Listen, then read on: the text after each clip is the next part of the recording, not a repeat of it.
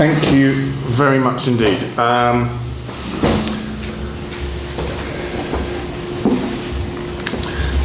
Okay, so yesterday.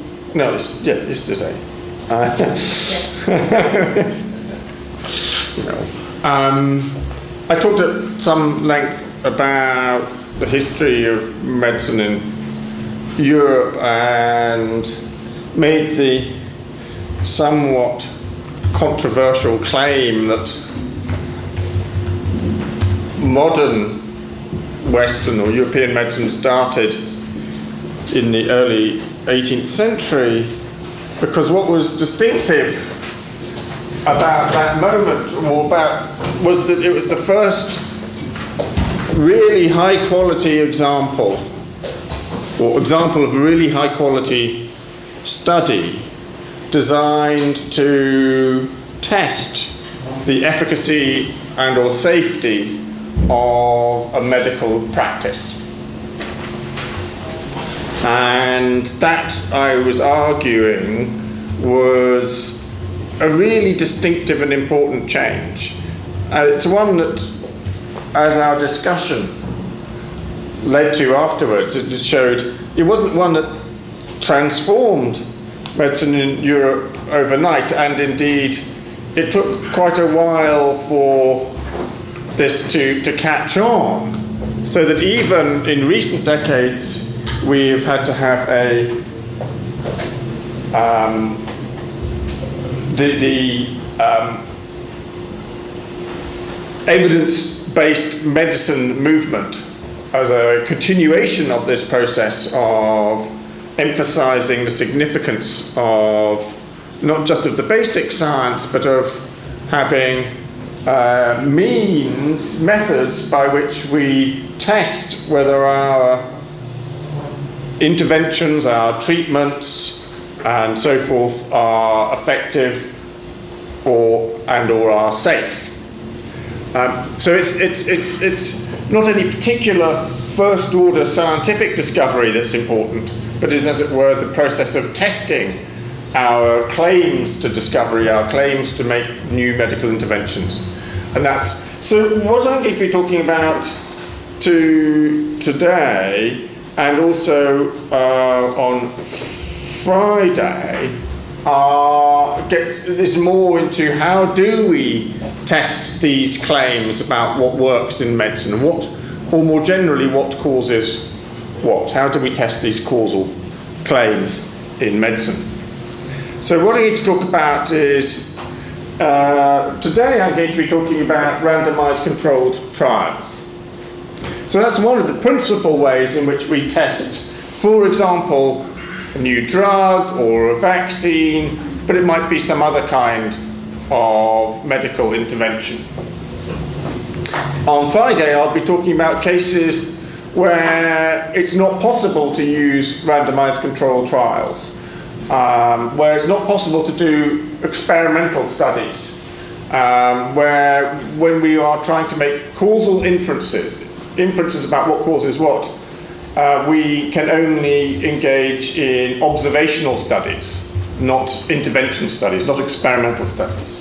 But today I'll be focusing on these experimental studies, randomized controlled trials.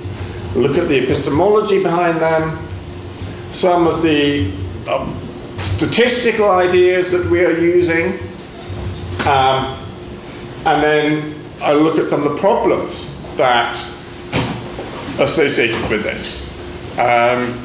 So while I said that what was important about the development of medicine in the 18th century and then 19th and into 20th century was the introduction of methods to test our interventions, our medical practices, I wouldn't want to say that once we did that, it's all straightforward and simple and there's no problems, no philosophical problems, or even scientific problems. In fact, it turns out that I think that randomized controlled trials are great, but they're not perfect. And they're not perfect for some practical reasons, which we may discuss more on Friday. but they're also not perfect for some important philosophical and statistical reasons. Okay, so where did the controlled trial come from? Well, there are examples in history of medicine. One of them, you can find older examples, particularly in English medicine. But an important example a bit later on was at the end of the 19th century. There's this Danish scientist, Johannes Fibiger. He was looking at a treatment for diphtheria. That's a disease. It was very common in children, very unpleasant disease, and he ran a properly controlled trial. When we talk about controlled trial, what we're talking about is a trial that involves a control, a treatment group, group that is getting the new treatment, and a control group which is not getting the treatment.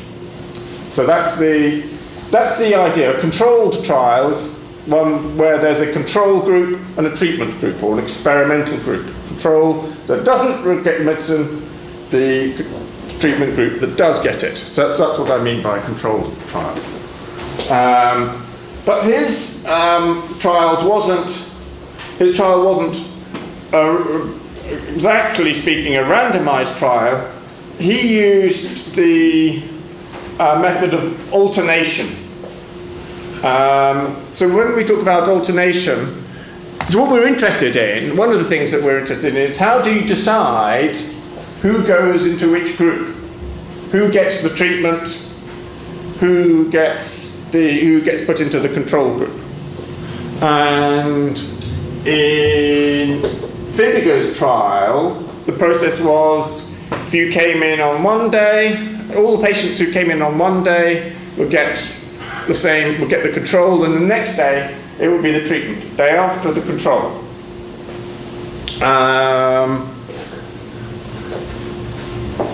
Interestingly, in Semmelweis's case, that also involved alternation, not as an experiment. In his case it wasn't experimental, but it turned out that you remember these two wards, one for midwives, one for medical staff and students. It was determined that women coming to the hospital would go into one of these wards by alternation by day. The same sort of thing. That wasn't for experimental reasons, it was just the way the hospital was organised.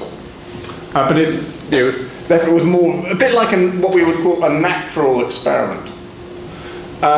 Interesting question is, under what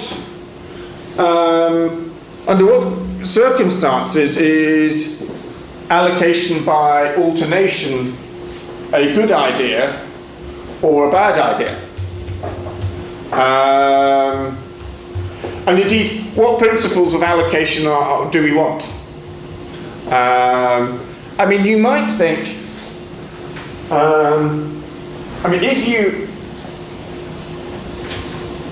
think that your medicine is a good one, you might think, well, I want to give it to the sickest patients. So actually, when I'm looking at patients coming onto my study, I will say, well, you look very sick and I care about you most, so I'll give you the new treatment. And you're less sick, so I won't give you the treatment, and we will equalise out like that. Or you might do it the other, unconsciously or consciously do it the other way round. You might want your experiment to succeed, and you might help your experiment to succeed by putting the sickest patients in the group, the control group. But you see, both of these are not going to be satisfactory ways of doing things. We'll see why in a moment, but it should be fairly obvious. Alternation can be a problem. I mean, if people think, if people already know that the control group is a death sentence, right? Because there is no treatment and it's a deadly disease, then if people know that if you come on a Tuesday, you will get the treatment, but if you come on a Wednesday, you won't get the treatment, you'll be in a control group, well, you'll try and come on the Tuesday and the Thursday, but not on the Wednesday. And that, again, will upset the study. But we'll come back to that. But this guy Fibiger actually is interesting because he won a Nobel Prize, not for this work, for other work, on cancer, on rat models for cancer. He won a Nobel Prize in 1920 something, 4, 7.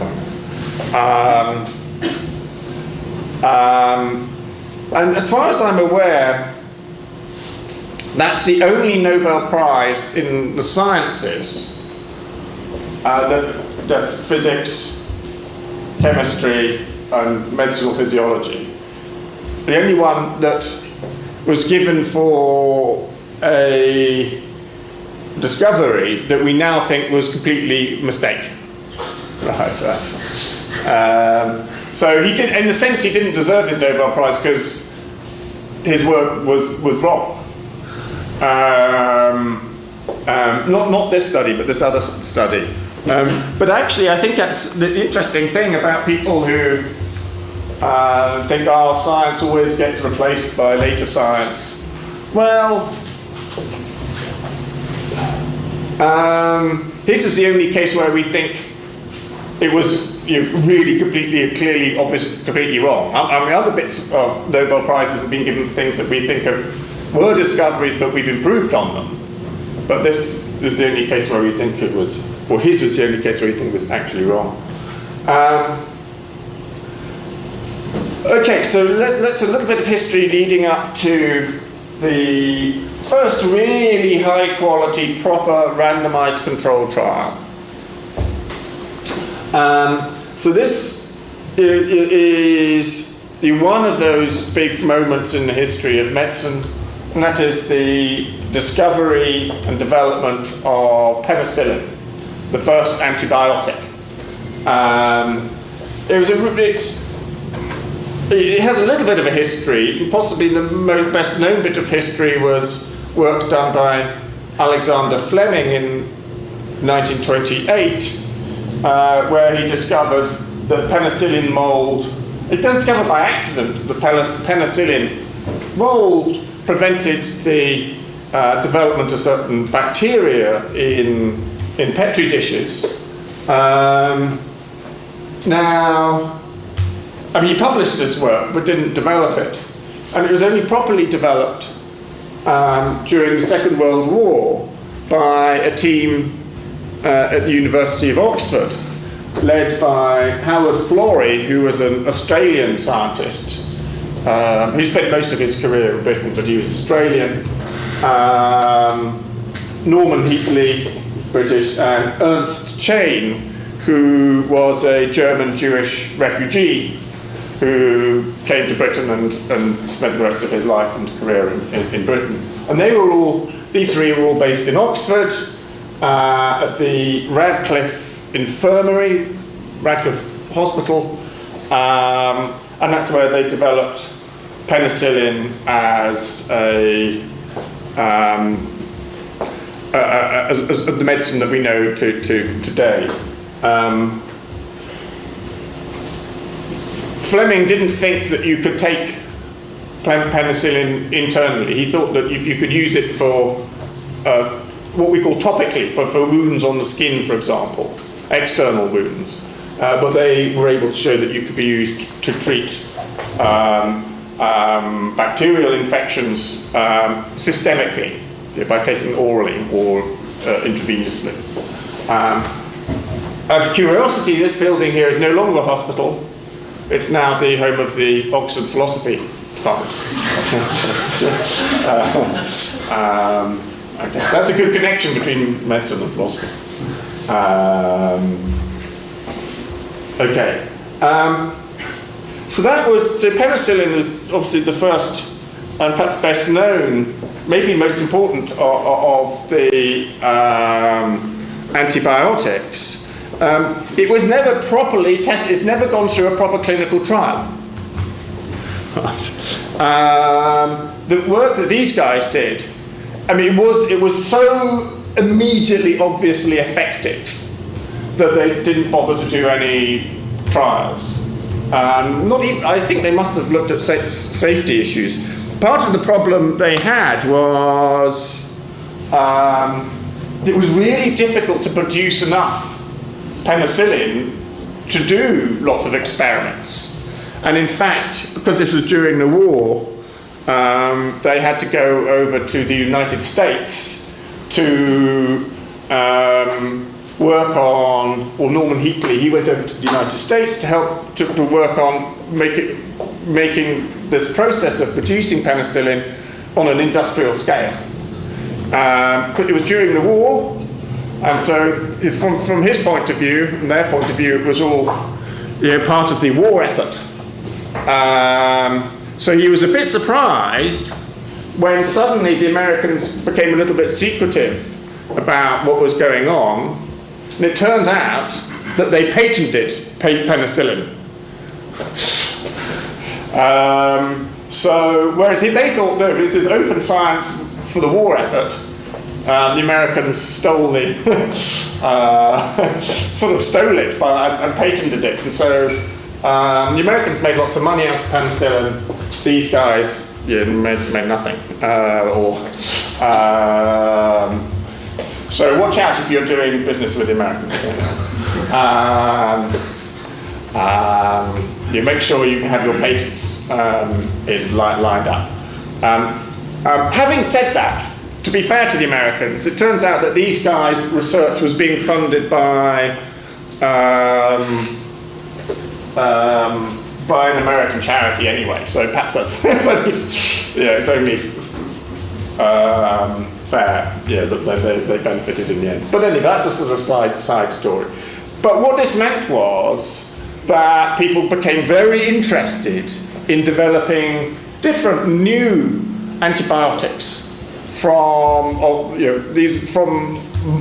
molds, in particular fungi, often found in the soil. Many of them you can find in ordinary dirt, in ordinary soil. You can find penicillin was typically found on old melons, but you can find these fungi, these molds in many different places, often in the soil.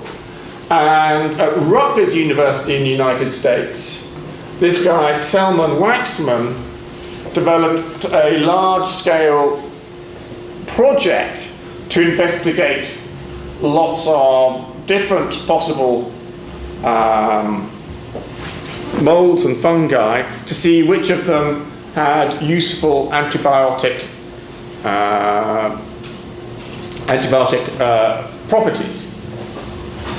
And he had lots of graduate students and research assistants, one of whom was this guy Albert Schatz, who's the younger one there, to whom was allocated this mold streptomycin, and he told to investigate its antibiotic properties, and Schatz discovered that it had antibiotic properties for tuberculosis, which is a very important deadly disease. Selman Waxman got the Nobel Prize for this work. Albert Schatz didn't, and Schatz spent the rest of his life complaining that he didn't get a share of the Nobel Prize.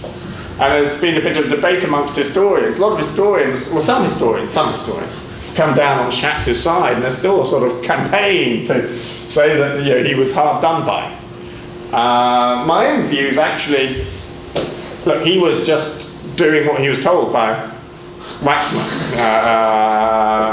He didn't really involve a great deal of original thought on his part to do this. So, but this is modern science. It's collaboration, team leader, and then more junior people.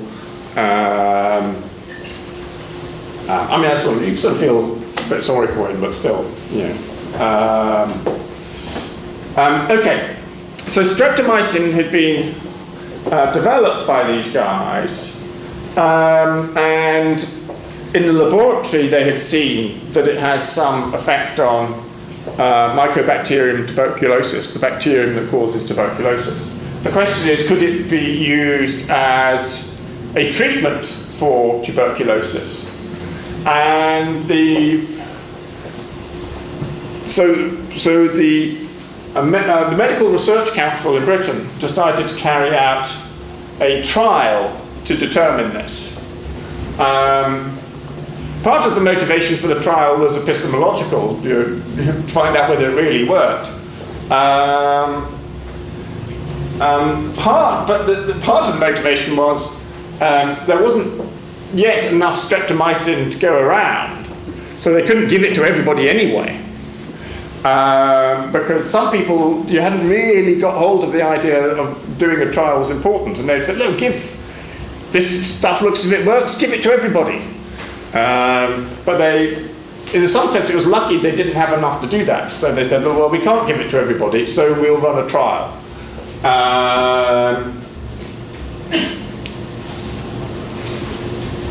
Okay, so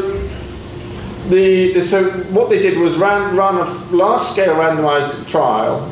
I think it was multi-centered, more than one hospital was involved. And the trial was run by a group led by Sir Austin Bradford Hill, who was a great English medical statistician. In fact, he was a medical statistician, not a doctor. He wanted to be a doctor, but he had fought, or in fact he'd flown aeroplanes in the First World War, and then he himself had caught tuberculosis. Which is ironic, that's what they're testing this thing to cure tuberculosis. He had had tuberculosis for several years as a young man, after coming back from the First World War. And by the time, the combination of his having spent some time in the First World War, and then time recovering from tuberculosis, he was too old to start his medical studies. So he never became a doctor, but he did next best thing. He was a good mathematician, so he became a statistician working in medical statistics. And he became possibly the most important medical statistician of the 20th century. And he was building on work by these two people, Ronald Fisher, who was possibly the greatest general statistician of the 20th century, certainly at the first half of the 20th century. And this guy here, William Seeley Gossett, who published important work under the name Student. So if any of you studied statistics, you might have heard of Student's t-test. We'll be talking about that. And he was the guy, because he worked in industry, he published under this pseudonym, Student. Anyway, so we'll see what they're talking about later. So let's look at the randomization that they used in this study.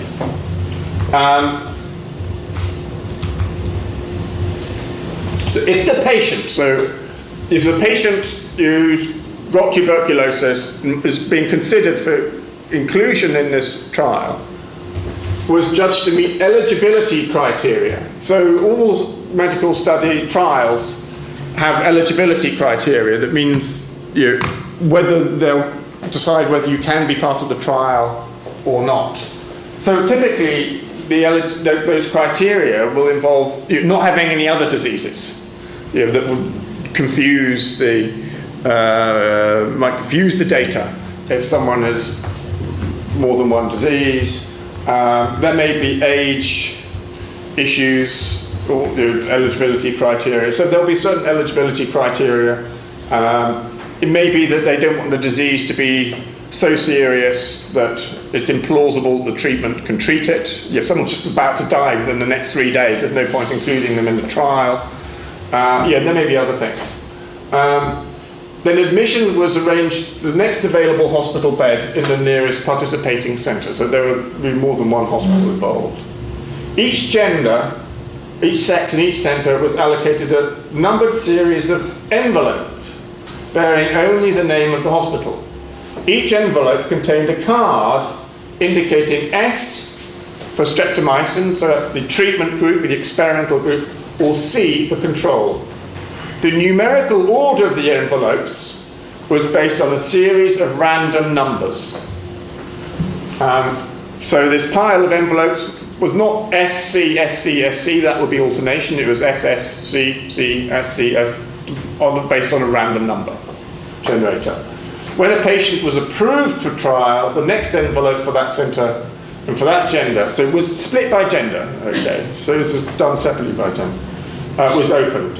Streptomycin and control patients were usually admitted to different wards, but otherwise treated exactly the same. Actually, this bit about usually admitted to different wards is interesting and slightly important. Okay, but you've got the randomization. This is called allocation random, sometimes called selection randomization, but we call allocation randomization. Randomize which group you're allocated to. And here's the results. After 6 months, we had total patients, roughly the same number in each group, a little over 50, and the patients in the experimental streptomycin group, well, there were far fewer deaths than in the control group. So, yeah, at least eyeballing it, that looks like a victory for streptomycin. Interestingly, they found early, even in this trial, they found that the longer you went on with the trial, the figures looked less different over time.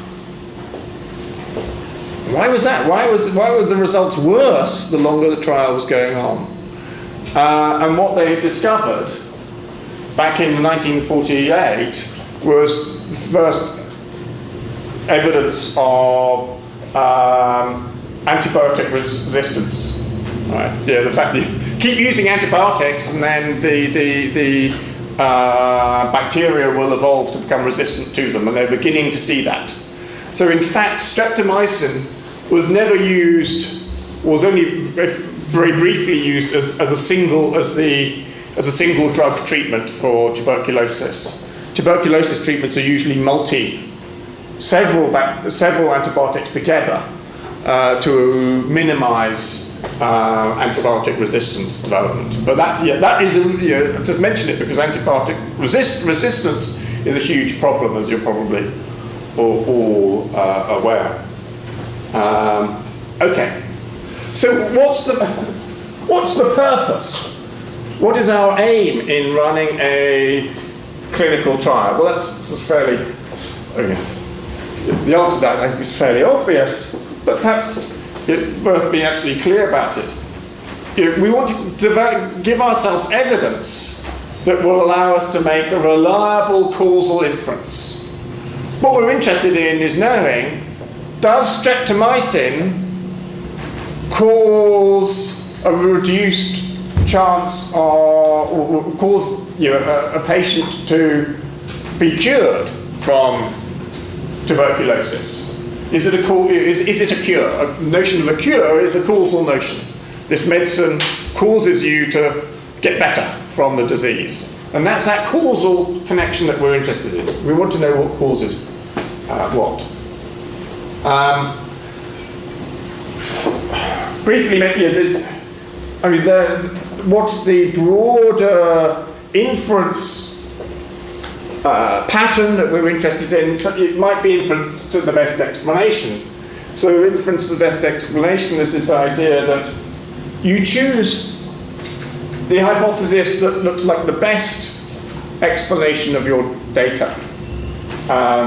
Actually, I think that in science we often use, and prefer to use if we can, inference to the only explanation, choose the only hypothesis that explains the data. That's to say, we prefer to have data, evidence that rules out some of the hypotheses, and hopefully leaves just one going. Remember when I looked at Semmelweis's different hypotheses about the causes of puerperal fever and why one ward had much worse mortality rate than the other?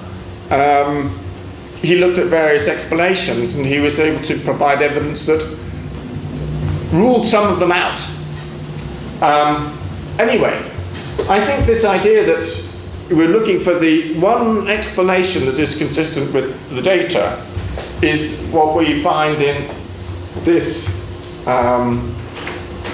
method of causal inference that goes back to John Stuart Mill and his system of logic. And it's called Mill's method of difference. And here's the way of explaining Mill's method of difference. So John Stuart Mill said this, that consider two groups, or two experimental setups that are exactly the same, except that they differ with respect to one factor. There's one difference between these two experiments that we're doing. And the experiment A leads to outcome E, but B does not lead to outcome E. And the only difference between them is that A has this factor C in it, and B does not. Then Mill's method of difference says that you can infer that C causes E. In the case over here, C was the cause of E, because in an exactly similar setup over here, where that lacked C, you did not get E. I mean, note, those of you who study metaphysics, you see the connection between this, for example, and David Lewis's counterfactual theory of causation, which, I mean, slightly simplified, very simple version of which says C causes E, where if and only if you hadn't had C, you wouldn't have got E. Throwing the stone caused the breaking of the window, because it says if I hadn't thrown the stone, the window wouldn't have broken. That's sort of what we've got here. You say C causes E because if you hadn't had C, you wouldn't have got E, and that's proven by this B over here. B doesn't have C and doesn't lead to E. Does that make sense? I know it's quite abstract, but I want to check that you're on board with what's going on here. So this could be like our control group, and then this is our experimental group with the experimental intervention C, and it causes the outcome, like reduced mortality. It causes that reduced mortality if the intervention is the only difference between these two groups, and there's a difference in outcome. It's important that we're assuming a deterministic setup. So why is this? Because look, what else could explain E? There's nothing else that could explain outcome E. Because what causes E has to be something over here. But if it's not C, then it's got to be something else in A. But everything else in A is found over here in B, because C is the only difference, right? So if it's something, some other thing over here, well, that would be found over here. But if that's the cause, if that thing there is the cause of E, then it would be here, and you would expect to find E on this side as well. So the only thing that could explain why you get outcome E is C. But on the assumption of determinism. If you don't assume determinism, another possible answer, in a sense we will have to consider this, another possible answer is, E came about merely by chance. Right. So you can't use this if you're thinking about systems that quantum level setup, right, where things are indeterministic and necessarily chancy. You can't use this. But we're talking about macro level things where we can assume determinism. That's a good question. We can come on to discuss that. But so here's a simple example. I've got a laboratory and I have two test tubes exactly identical. And one of them I have these two experimental setups. In one of them, I produce some intervention on this test tube. For example, I might heat it, and it changes colour. I think that I can take the heating to be the cause of the change of colour if the identical test tube I didn't heat and it stayed the same colour. So if the only difference between the two experiments is the heating, then I know heating is the cause of the change of colour. Now, in simple chemistry, sometimes you don't have to have the second experiment. I have this test tube, it's green, I heat it and it goes red. I think the heating is the cause of red. But it's a sense in which I have to sort of think of this test tube as something that would have stayed the same if I hadn't heated it. Now for sort of simple, ordinary chemistry, that's often the case. But when you're dealing with biological systems, it's not so obvious that things would have stayed the same if you... we're all changing, right? If someone has got a disease, the body is trying to fight that disease. You might be succeeding, it might be failing. So you can't assume that just because in the biological case you do this because you say. I mean, you sometimes hear people say that. I don't know. So I had this disease. I was feeling really sick, and then I went to my priest, and my priest made a prayer over me, and the next day I was much better. The prayer caused me to be better. Well, yeah, but we know that that doesn't work because human bodies are biological systems. They're changing all the time. It's quite possible that you'd have got better anyway. You can't say that the only thing that happened to you during this period was the prayer, because your body is internally changing all the time anyway.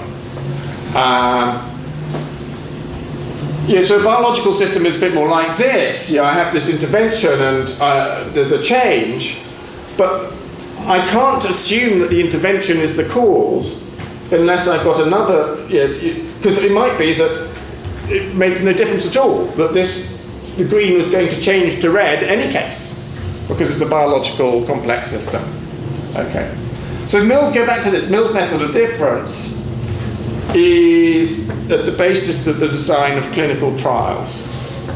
We wanted to have this setup where the difference between the two groups just is one got the treatment, let's say it's a new drug, the streptomycin, and that's the only difference between them. But how do we ensure that it really is the only difference between them? And in fact, can we ensure that it's the only difference? Is that even possible? So that's the real issue, is can we make it the only difference? How close can we get to it being the only difference?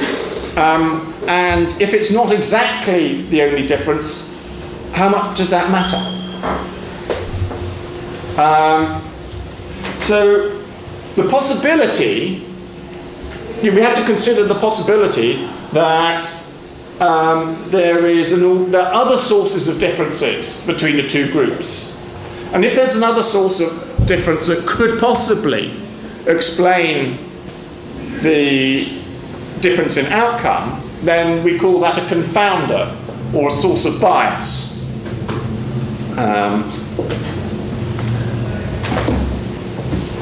In English, the term bias is often used to mean people's psychological attitudes, right? I am biased towards people that support Arsenal Football Club or something like that. Yeah, I'm more likely to hire you for a job if you support Arsenal than if you support Manchester. But in the medical, and in this case, bias doesn't have to be a psychological thing, it can just be a factor that pushes us away from the truth, really.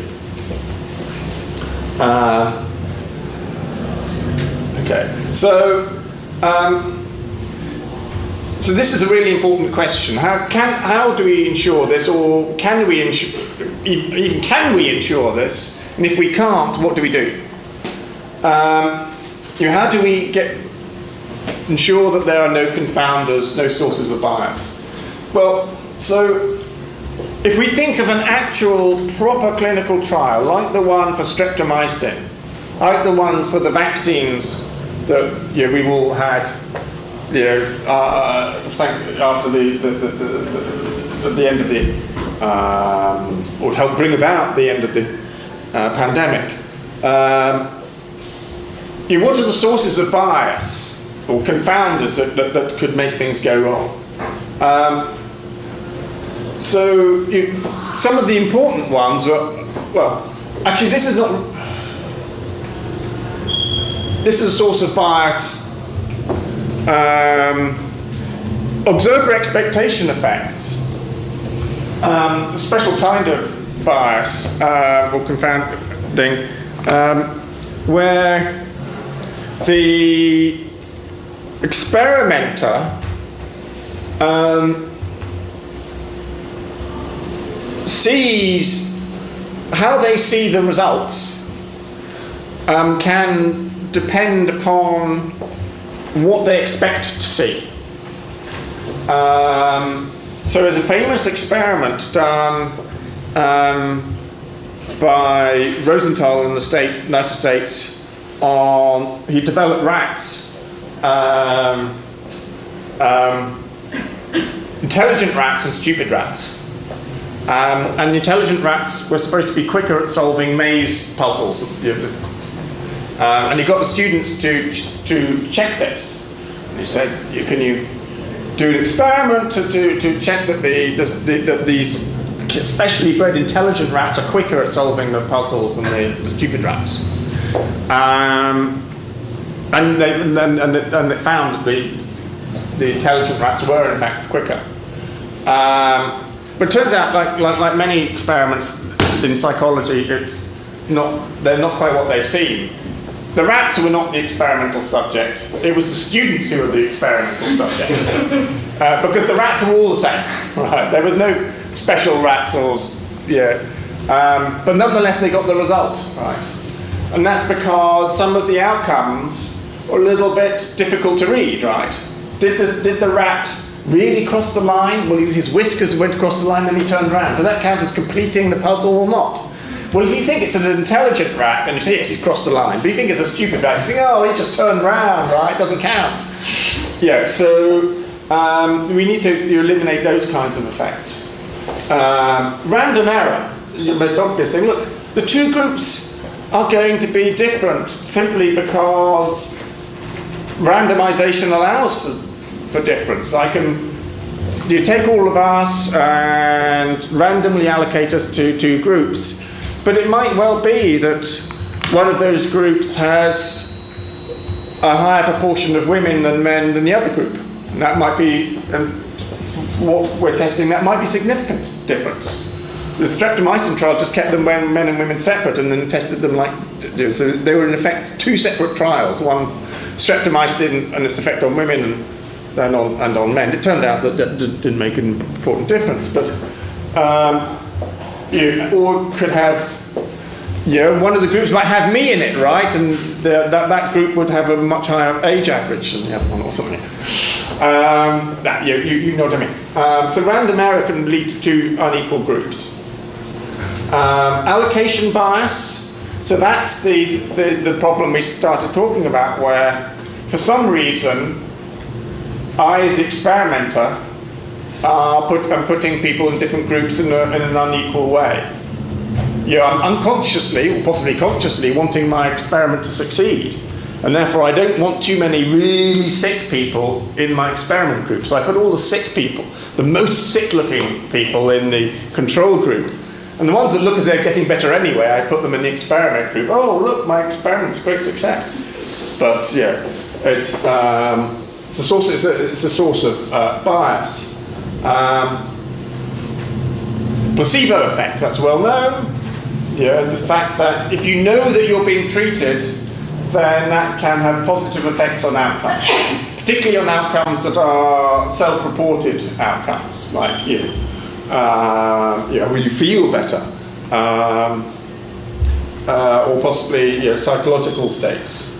And then there's what we call physician-mediated placebo effect. That's when, as it were, the signal that you are being treated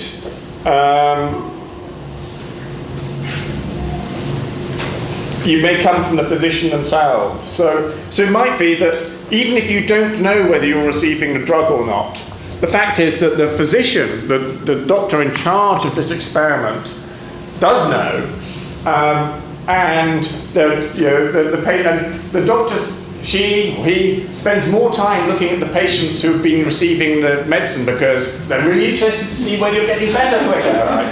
But of course, I spend more time looking at you than you might feel better just because I'm the doctor giving you more attention.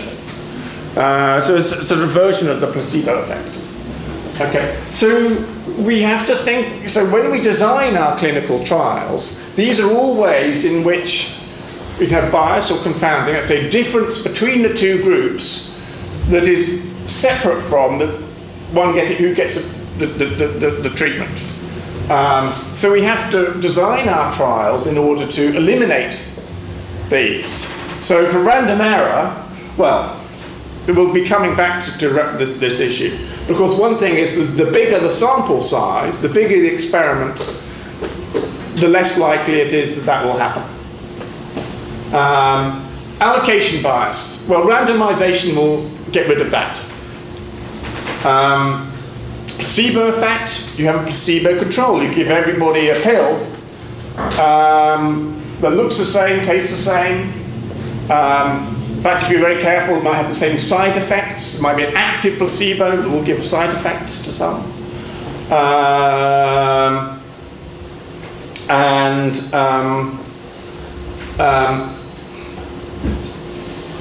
So everybody, there's no difference in that way between the two groups. And then, in this case, to eliminate this, you want to, and indeed to eliminate this, what you do is make it case that the doctors engaged in the trial don't know who's receiving the treatment or not. Okay. I don't know about, were any of you involved in trials of the Sinovacs? So as soon as we had the trials in Britain for the AstraZeneca vaccine, I signed up. I said, I want to be on this trial.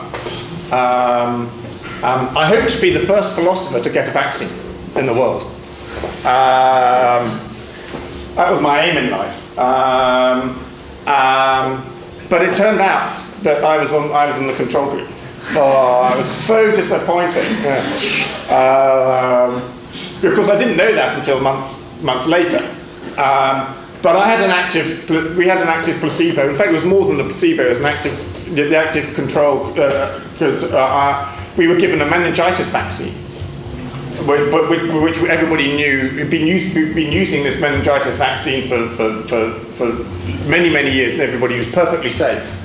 But one reason for using it was so that they could honestly say there's a good chance that you will have a side effect.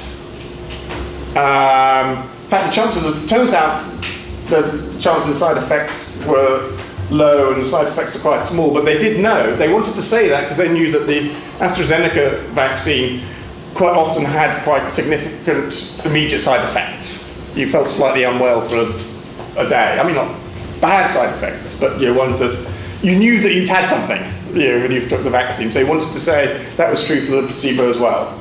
And it wasn't just like a sugar pill. They say, no, you might have side effects from this meningitis thing. Okay, so you can see that we have to design these things to eliminate all these other possible differences, so that the only difference is, did you get the vaccine or not? Okay.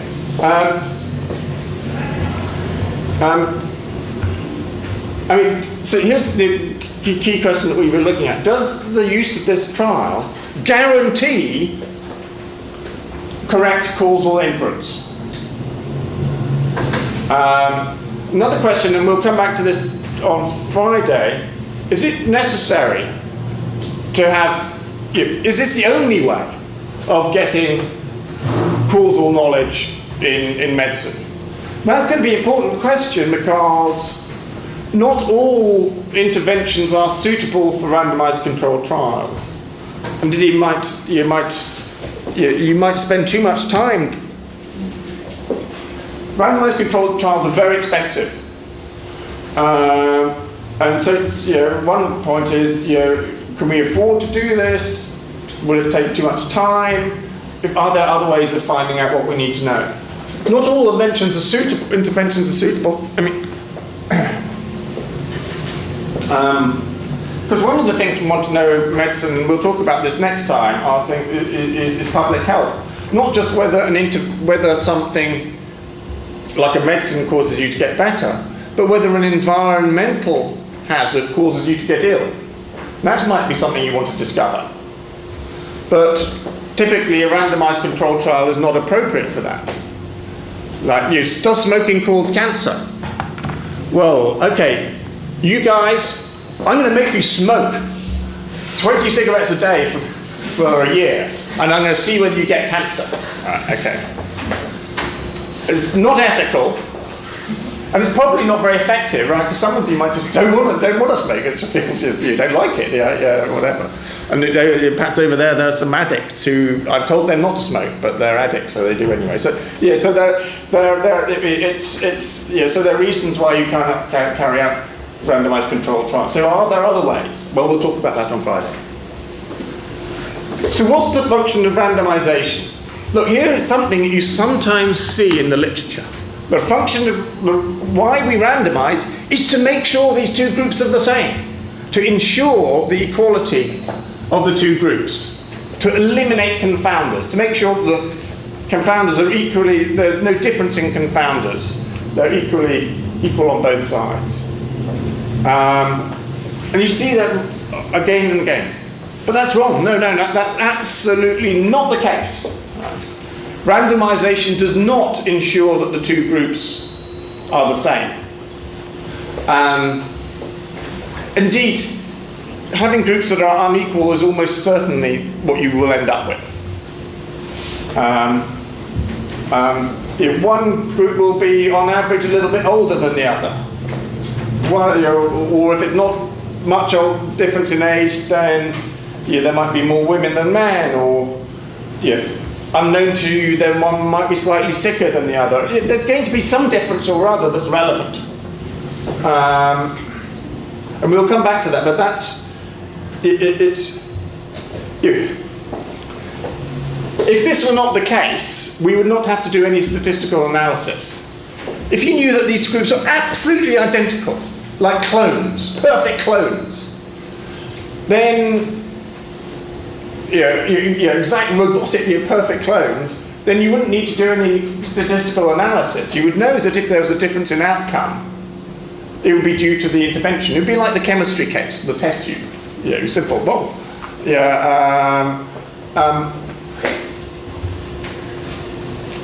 well, something we've already seen is elimination of allocation bias. That's true, it does that, but is that the only reason to eliminate allocation bias? Well, one thing is you say allocation bias can be eliminated by other means. Sometimes alternation will do the trick for eliminating allocation bias. There are other methods that we can use.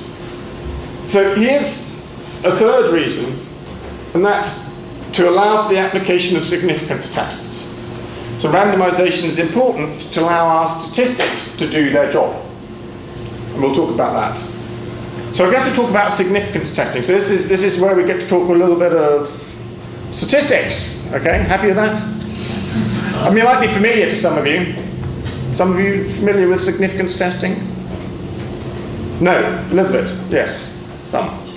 Okay, some, but okay, we'll just assume.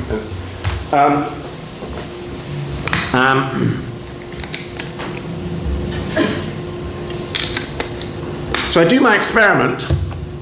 That's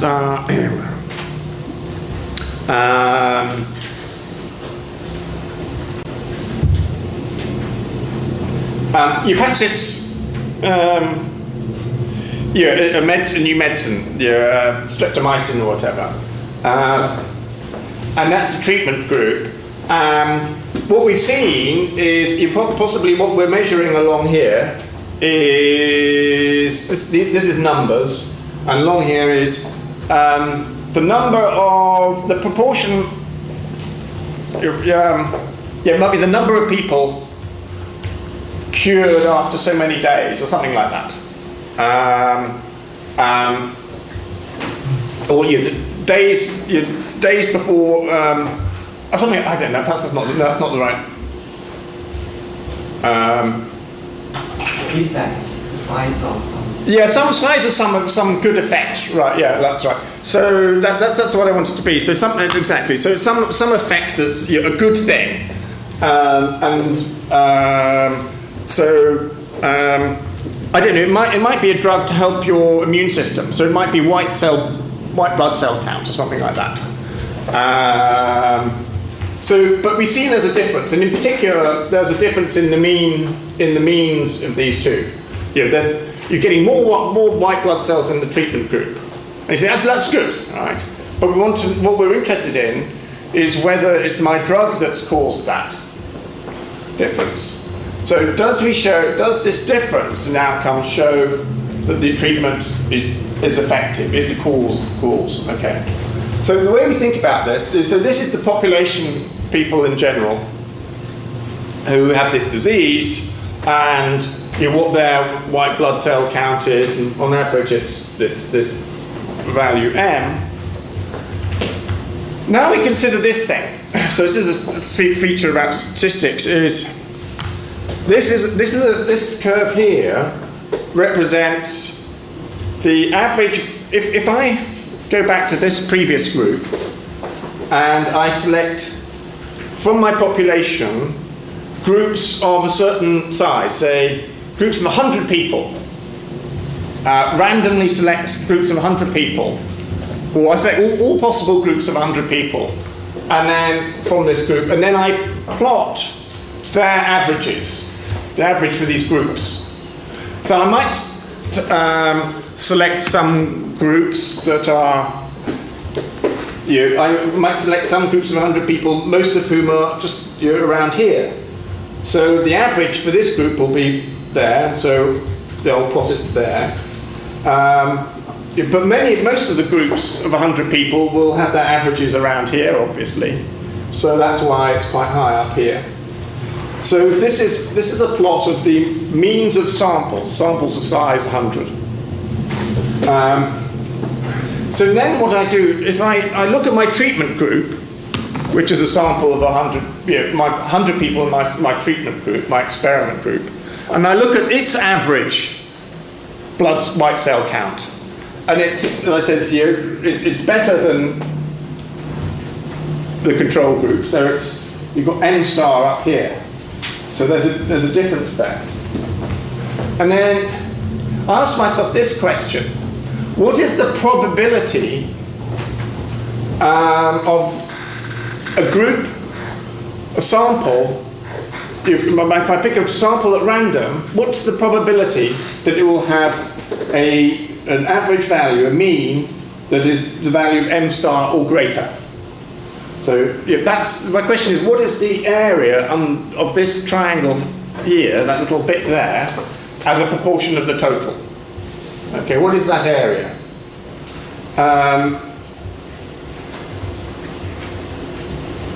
So what I'm interested in is thinking the probability of getting m star or greater in my sample is equal to this area. Of course, it depends upon that sample being chosen at random. If I'm biased in my choice, then this won't be true.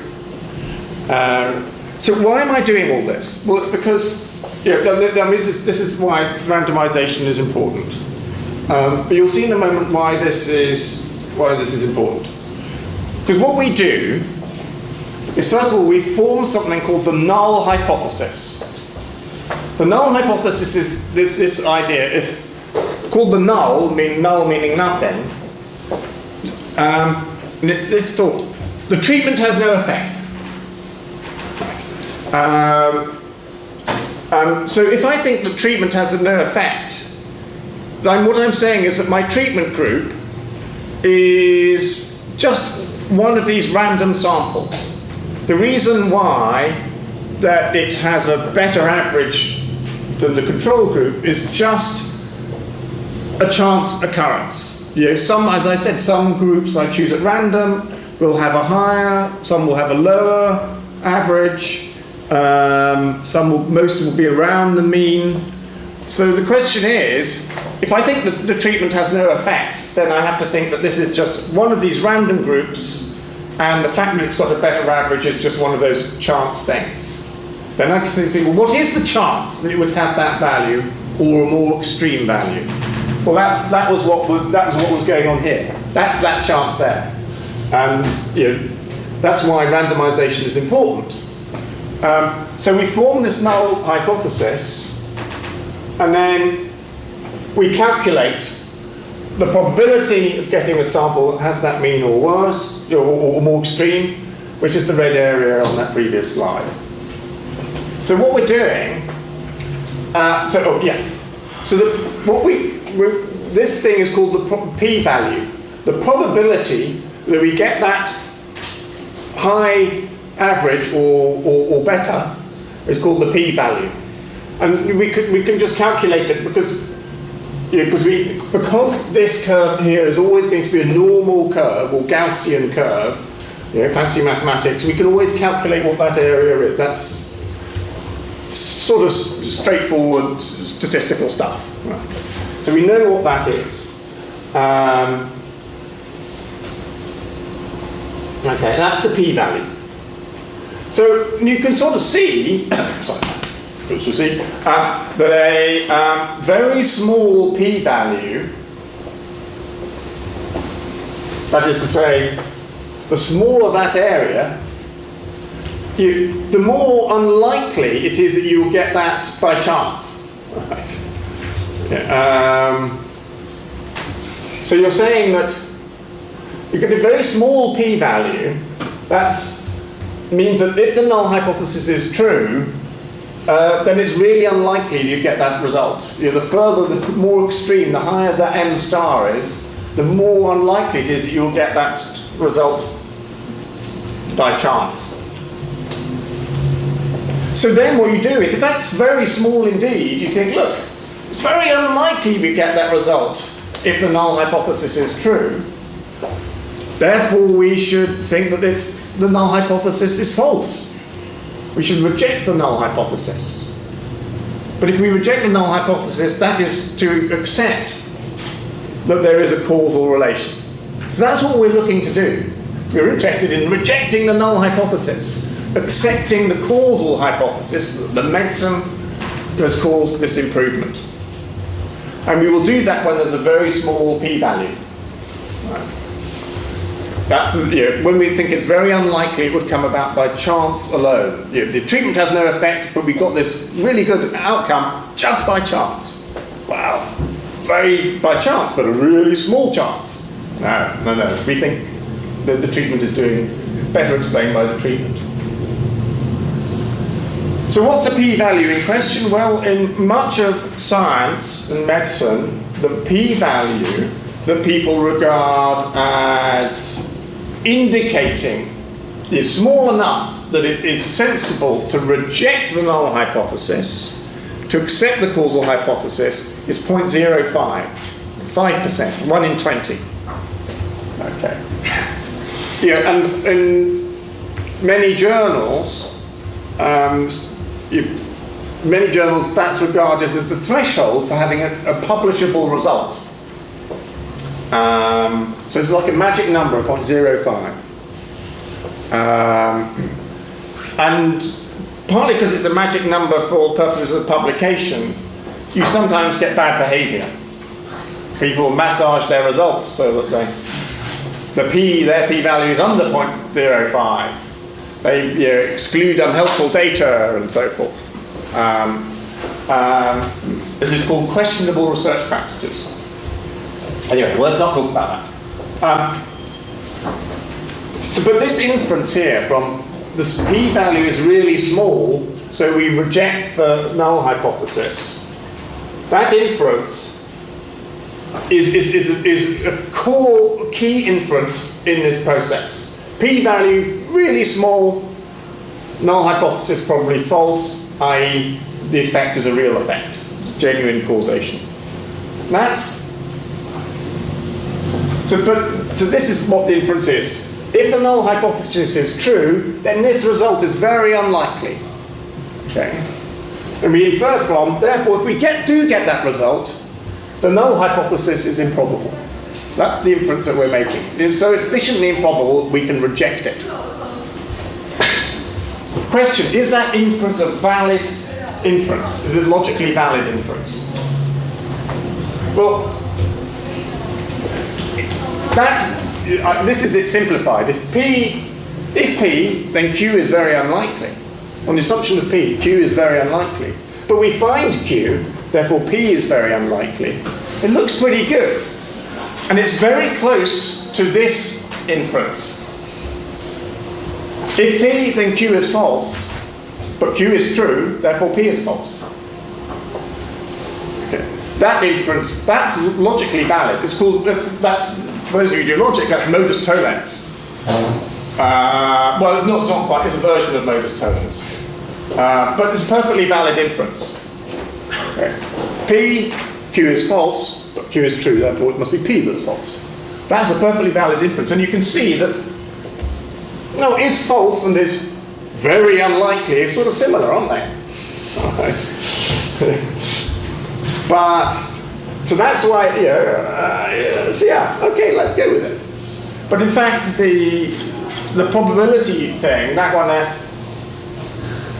also has bad instances, like, For example, take this inference. If you buy a lottery ticket, do you have lotteries in China? Or do you not have lotteries? I'm not sure. Yeah. You do have lotteries.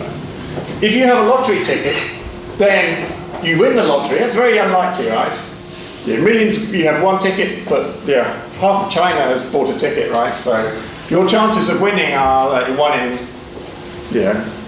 half a billion, right? Okay. So you have a ticket, chances of winning, that you win is very unlikely. But let's say you have won the lottery ticket.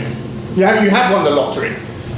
Doesn't follow that it's unlikely that you have a ticket. In fact, certainly you have a ticket.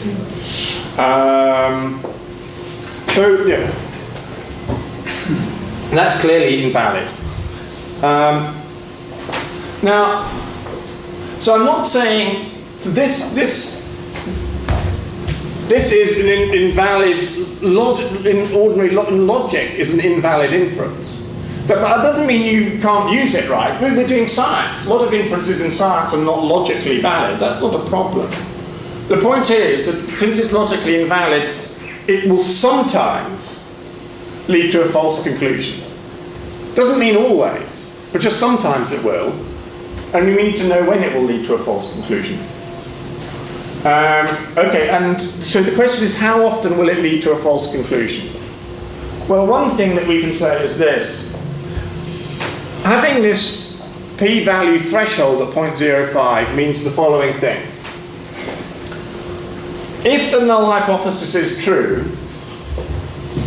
if we use this method, on the occasions when the null hypothesis is true, there's no causal thing, we will falsely reject it, and so we will mistakenly think that there is a causal relation, in one case in 20. So we will go wrong one occasion in 20. And we think, that's fine, one mistake out of 20. That's why we can live with that.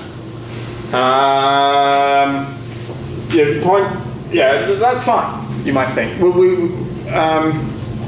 remember, that's one mistake in 20 in the cases where the null hypothesis is true. There's no causal stuff. Because that does not tell us anything about the cases when the null hypothesis is false. So, but that's important, because what we're interested in is this question. If we accept a causal hypothesis, how likely are we to be in error? So I've done various experiments in medicine. We've tested various drugs, streptomycin, all sorts of other things, and I get a positive result, and I think that there's a causal relation. How often will I be making a mistake? That's what we would like to know. How reliable are my experiments in giving me positive results? But what significance testing is telling us is this. If the causal hypothesis is an error, how likely are we to accept it? And those things simply are not the same. Okay, so those are not the same. And here's a quick way of seeing this. Right. Say I'm testing 100 hypotheses. Right. I've tested 100 possible drugs, right? But only 10 of them work. Right. So you think of these as 100 different antibiotics. 10 of them work. These are the ones in red. The ones in black don't work. The ones in red do work. I don't know which is which. That's what I want to find out. So let's look at the 10 true hypotheses, the 10 ones that really do work. Now, I'm testing these amongst all the other ones. I'm testing them all together. I don't know which is which. But let's focus on these. How many of these will give me a positive result? Well, that's something we haven't talked about yet. But in most medical science, psychological science, you'd be lucky if you get a success rate of 80% in this case. So what we'll just assume for sake of argument is that this is what is called the power of a study. We'll assume that you correctly identify 8 of these. Okay, so we have 8 so we get 8 positive results from those 10 good drugs. We get 8 positive results. Okay. But remember, there are 90 drugs I'm testing that don't work, for which, as it were, the null hypothesis is correct. But remember, we were using our p-value of 0.05. That was our threshold. So that means that 1 in 20 of these will give me a positive result. Yeah, so that's what we meant by the p-value threshold. That 1 in 20 null hypotheses, we get a positive result. So we've got this p-value threshold 0.5. That means of these 90 false hypotheses, we get 4 false positive results. Okay? So, how about our study overall? Well, to put all those previous slides together, these are the positive results. These are the ones where I think the experiment has told me I've got a positive result. I've got a good drug, right? And I think I've got a good drug in 12 cases. Right? But in fact, 8 of these really are good drugs, and 4 of them are bad ones that don't do anything. So what turns out is that of my 12 positive experimental outcomes, only 8 are reliable, 4 are unreliable. So the reliability of my positive results is only 2/3, is 67%. It's not 95%, which you might have thought because of this 0.05 thing. It's not 95% reliable, it's 67% reliable. So what I'm saying here is that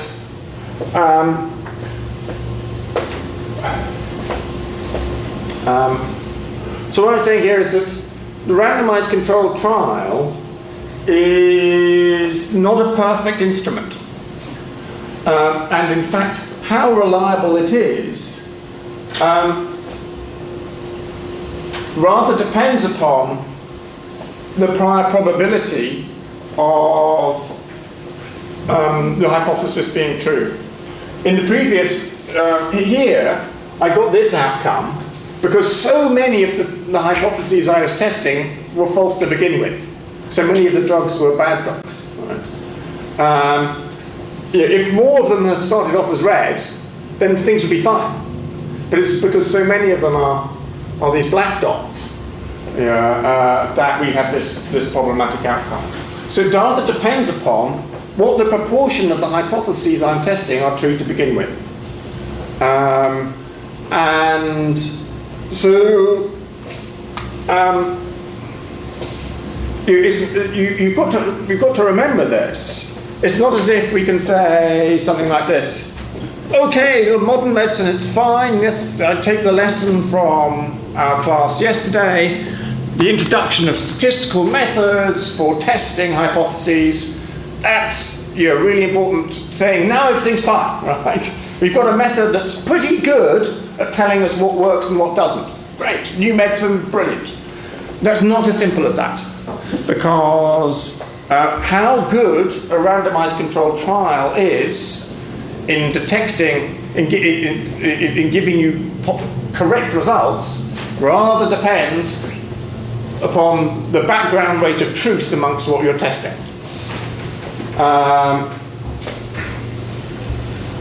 So if you test lots of hypotheses that are highly implausible, you'll get a high proportion of positive results that are false positives.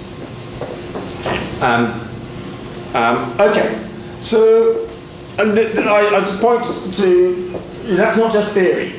I mean, it is theory, but it's not just theory.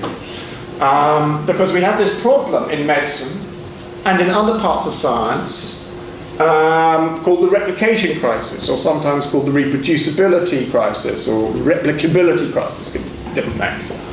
And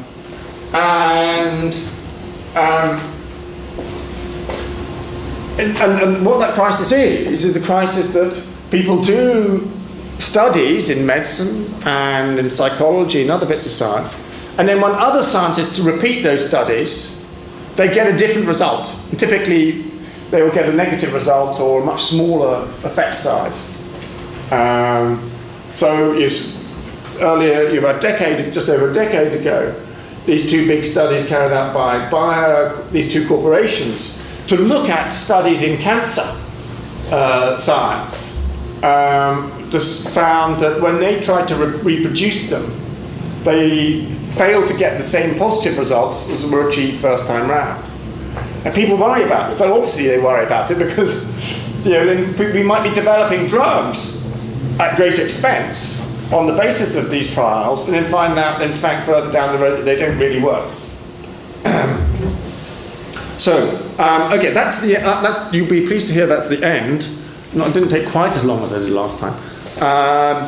But I hope you want to see quite some of the epistemology behind randomized controlled trials and why it's not a magic bullet statistical drug, if you take my meaning. Anyway, that's enough talking from me. Over to you. Okay, let's move to the next section.